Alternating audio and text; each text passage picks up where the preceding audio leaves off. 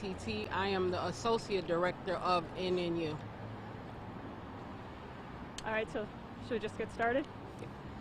All right, so my name is Nicole White, and let me be perfectly clear that I am not a representative of, nor am I speaking on behalf of the VA. I am the Buffalo Director of National Nurses United. I am speaking as a local labor leader on behalf of the registered nurses who are organized under National Nurses United in Buffalo. The chronic nature of understaffing reached catastrophe this past Christmas when Buffalo experienced the deadly snowstorm. Nurses, already fatigued, stayed the course and provided care without ceasing. Nurses worked upwards of 24 hours a day. I myself worked 26 hours straight with a 30-minute break. We persevered. Our patients were cared for. Nurses showed that when the going gets tough, the tough get going. But the nurses did not have to work that hard for so long, but were forced into it by a management team that denies that there's even a problem. Nurses have attempted to work with management on how best to recruit and retain nurses. Management has closed the door. They refuse to bargain with us in good faith and attempt to illegitimize nurses' position and our voices and deny us our place at the table. Healthcare today does face immense challenges surrounding staffing, including waning numbers of nurses who are willing to work at the bedside. Nurses have been vocal for so long about the need to staff up and provide for patient safety. Who knows what's more safe than the nurses who work tirelessly there? Why is it that those voices are the ones that senior management seeks to silence? Our union has been told over and over again that there's no crisis and that there's no need to implement measures to recruit and retain nurses. Because leadership has refused to listen, we decided to hold a forum today, which we invited Congressman Higgins' office to, as well as leadership, in an attempt to have the nurses heard.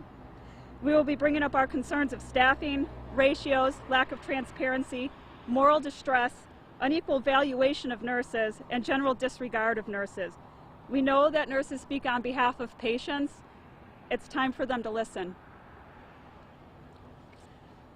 My name is Edith Nesbitt. I am the Associate Director of NNU. NNU main goal is to help foster safe, healthy, peaceful, productive work environments with fair pay for our members, thus fostering the best care for our veterans. The last year has been so difficult as we watch our members one by one tell us how their jobs is affecting them mentally, physically, emotionally. We often hear how they constantly work short. Nurses often talk about how stressful it is not being able to provide our veterans with the care they deserve. They express feelings that they rarely have quality time to spend with their patients because their loads are so heavy. I've walked on units and had nurses begin to cry when they see me. They express to me that they do not know how much longer they can work in these conditions. We have had such a turnover in staff in many areas. This facility that nurses barely feel relief when new nurses come. NNU has expressed a lot of things with management, including making sure all of the staffing concerns are given directly to our director. We feel that the concerns of our members are falling on deaf ears, so we decided to have a forum today to have our nurses come forth and express themselves directly to our director. Some of our members express how they feel that our administration does not care about them. They express feelings of abandonment during the times of weather emergencies. Our members say they are in disbelief that the administration did rarely anything to prepare for the blizzard and they have not seen any of them in person to even thank them for their actions.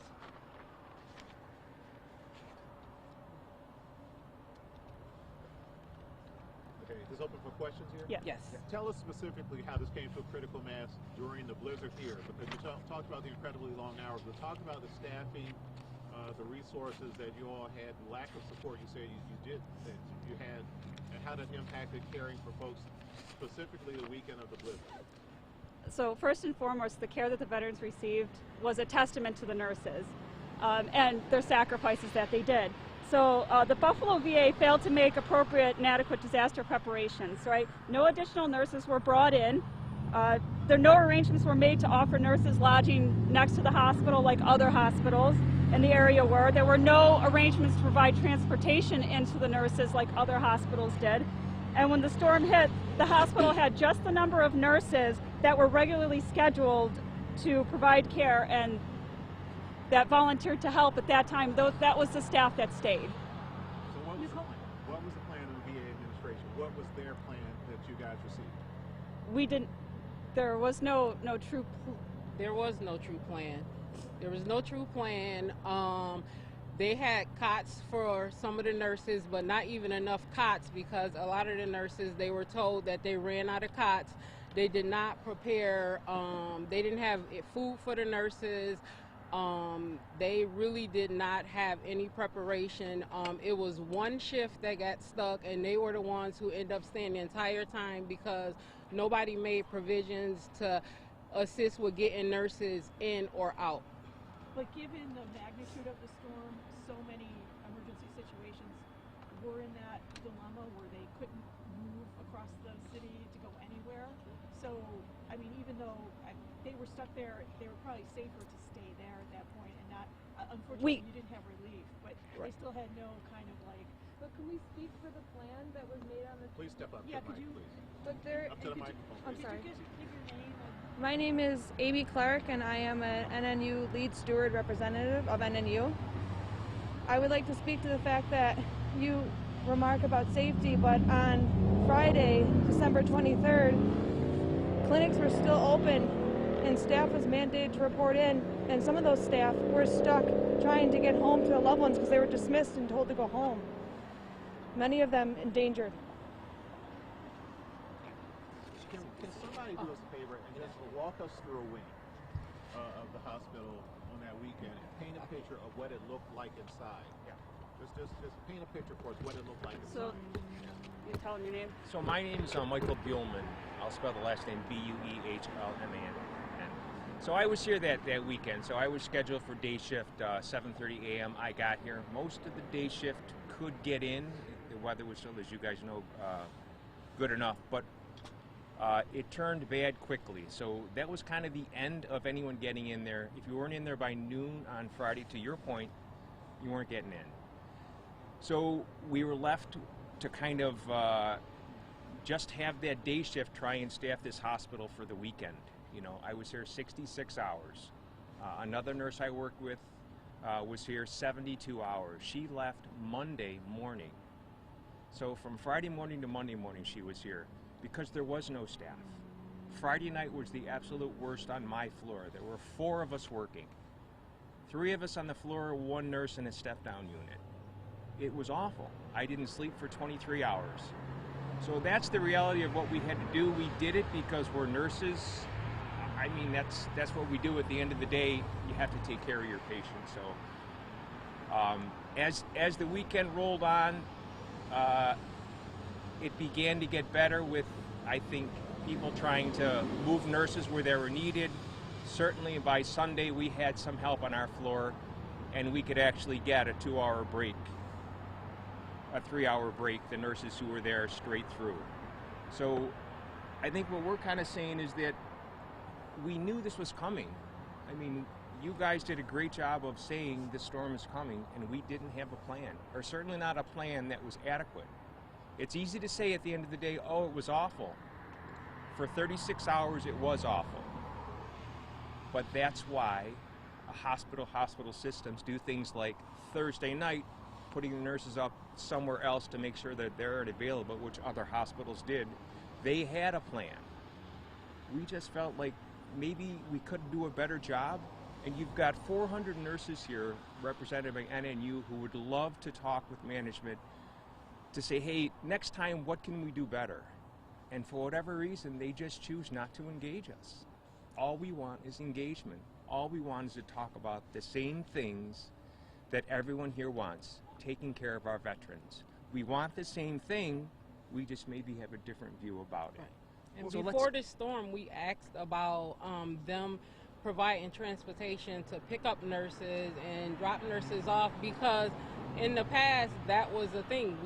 They would come out and get staff, but they said they no longer did that. And it's like, this is not the greatest time to decide that you're not going to pick up staff. Yeah. So therefore, there was no plan B. There was no backup plan. And even the smallest thing, I mean, making somebody comfortable, providing them a decent meal. I mean, they made no preparations to even provide them with a decent meal. What did you eat? So, I don't want to discount. I think that the people who are, did a great job. The kitchen, I think they were short-staffed for one shift, let alone 2 days straight. So they did help. I mean, I think we had hot dogs. Whatever they could scrounge up, they did. So it certainly could have been better. But at the end of the day, I thought they just went above and beyond with the short staffing that they had on their own. They had to serve the 50 people who were here, staff and patients. But that's the thing, it shouldn't have been their responsibility. Administration should have had Absolutely. a plan. Of course, not everybody agree in the building worked with what they had, but administration had a chance to do better, provide better, is because our dietary is only to take care of our patients. And now you're trying to feed patients, the staff, and that when in most facilities, the administration did provide food and somewhere for their staff to sleep, and they made themselves present. Right. If I could mention, I was part of the disaster relief that actually went out to New Jersey at the beginning of COVID, so I do know how disaster relief looks like and what it should be. And it should look like shifts and adequate rest between shifts, having some sort of a plan of who's working when and how to relieve each other, and that we fell short here. What were your patient ratios at the time? They varied throughout the hospital. You talked about the forum that you were trying to get together. What became of that? We after this, we have a forum at 12:30, and we've asked administration to come and to allow the nurses to come and ask questions and speak with them and let them know what it's like for the staff that's working there.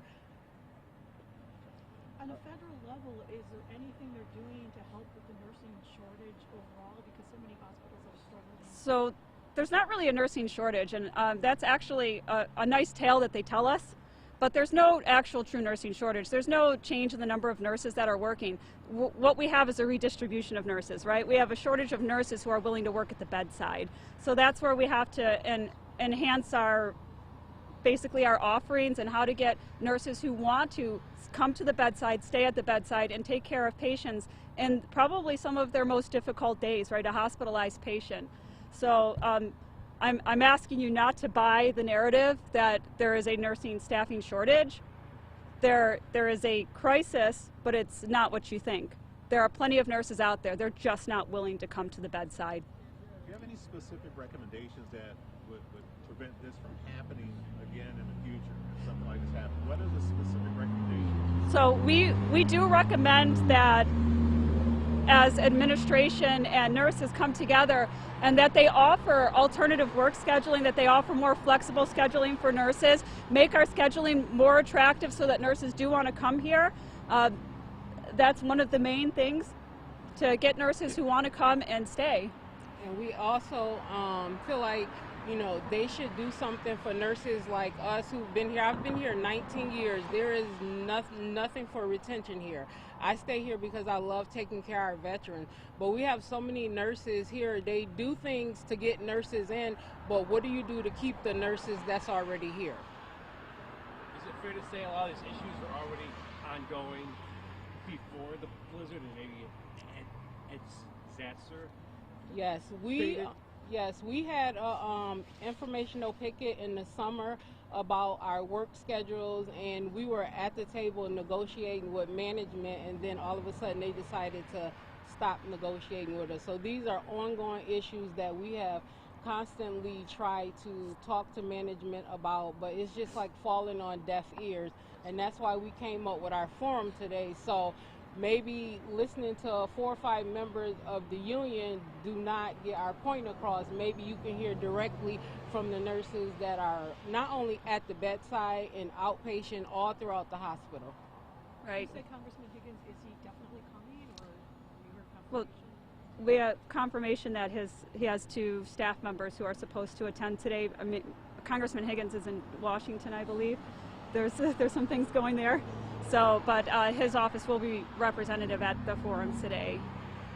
So, but I mean, truly, and a good conclusion of this is that nurses, we are tasked by our Nurse Practice Act to be advocates. When you have nurses like us that are willing to come outside and talk and pull the veil back, that tells you that there's something that can and should be done. And it starts by not only listening to the nurses, but acknowledging our expertise at the bedside and paying attention, not just giving the lip service of, you know, that we value our nurses and this, that. Words at this point are meaningless. We do need action. Yeah, and when you ignore our voices, you might as well ignore our patients. It's because we speak for our patients. There is nobody in leadership that can tell you what goes on at the bedside. We are advocates for our patients, but I feel like as soon as we're saying something that they don't want to hear, then they want to quiet our voices down. We can't only talk about the good. We have to expose it all. We have to talk about all things, good and bad. And if you don't accept that there's a problem, there's no way you're going to be willing to address the problem. All right. So, Can you state your name? You popped in late. I Can you all state your name and spell it out for us? Okay, my name is Edith Nesbitt. I'm the Associate Director of NNU. My last name is spelled Nesbitt. Can you spell Edith for me as well, too? Edith.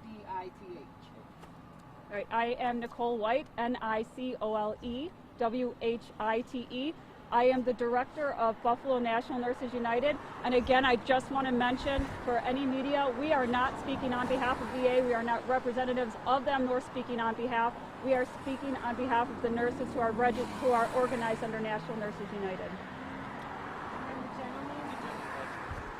My name is Michael Gilman, last name Buphlmann, and I am a staff nurse at the bedside on one of the inpatient floors. It's an NNU member. And an NNU member, of course.